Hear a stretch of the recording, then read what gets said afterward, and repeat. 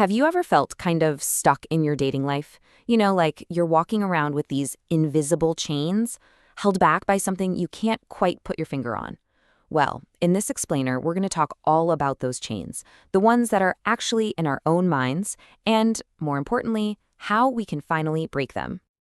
Welcome, everyone. So happy to have you here for our special series on relationships, where we're mixing timeless wisdom with modern psychology. And our guide for this whole journey is the absolutely incredible relationship coach, Mazal Klein. So let's just start with a really direct question, okay? What if the biggest thing standing in your way isn't the dating apps or the people you meet or anything out there, but your own thoughts? Is it possible they're sabotaging your search for love? And that brings us right into our first section, the chains of dating. See, we so often think the problem is external. The dating pool is shallow, the apps are terrible. But what if the real struggle is happening inside? What if, without even knowing it, we're the ones holding ourselves captive? The source material uses a really powerful metaphor for this. It calls it a kind of mental slavery. And what that means is we become prisoners to our own fixed ideas, our old hurts, and our fears. And when we're in that state, it's almost impossible to be truly open and connect with someone new. Let's really break this down. Take a look at this slide. It shows such a clear contrast. On one side, you've got the mindset of slavery. That's where you find rigid thinking, jumping to stereotypes, and that little voice of self-doubt. But on the other side, you've got freedom. That's all about flexible thinking, being open to surprises, and seeing dating as a chance for real growth. Be honest with yourself. Which side feels a little more familiar? Okay, so if mental slavery is the prison, what are the walls actually made of? Well, in this next section, we're going to look at 5 super common thought traps that keep us locked in. Let's explore them one by one. First up, we've got the instant click trap.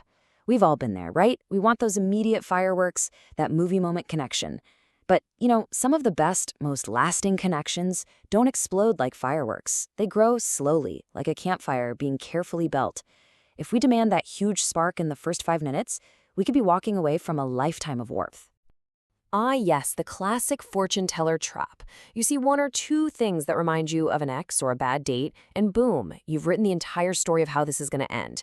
This trap is literally about letting your past poison your present. It's not fair to the new person sitting right in front of you, and honestly, it just keeps you chained to those old, tired stories. Now, this one can be pretty subtle, but it is so powerful. We all carry these unconscious biases about people based on where they're from or their background. But real relationships, they're not built on stereotypes. They're built on shared values, mutual respect, and genuine communication. Things that have absolutely nothing to do with a person's origins.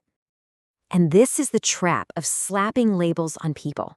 We see where someone went to college or what they do for work, and suddenly we've built an entire personality for them inside our own heads. We're essentially dating a resume, not a real, complex human being. And let me tell you, the real person is always more interesting than the label we try to stick on them.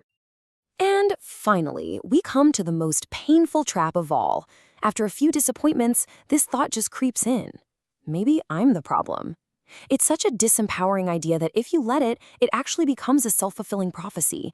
This is not a sign that you're broken, it's just a sign that dating is a journey of growth and learning. Okay. So we've identified the chains. That was the hard part. Now, how do we find the key?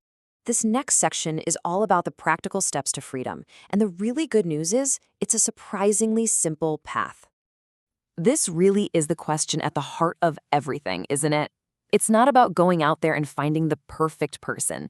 It's about liberating ourselves so that we are actually available when a great person shows up. So, how do we do it?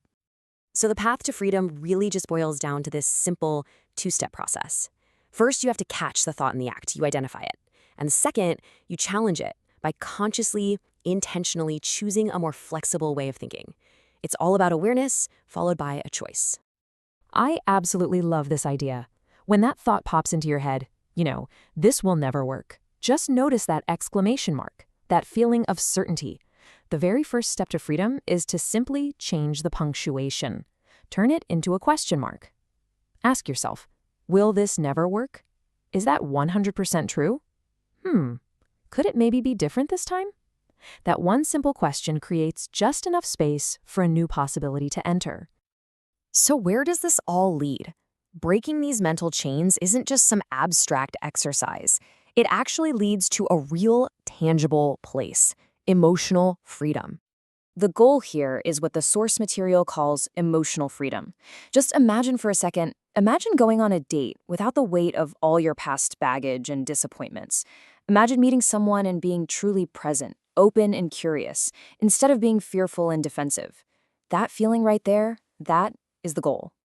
And ultimately, this is the main takeaway. When you release these limiting beliefs, you're not just letting go of some negative thoughts. You are actively creating the space that a real relationship needs to be built, one that's founded on honesty, curiosity, and a genuine connection. So, are you ready to trade those chains for connection? If you feel like you'd like some expert guidance on this journey, you are warmly invited to contact Mazal Klein. She's a fantastic coach for marriage and happy relationships, and she helps couples build much closer communication. You can reach her at the number right there on your screen. And just remember, the person you're meant to be with is out there, waiting for you to be free. Thanks so much for joining this explainer.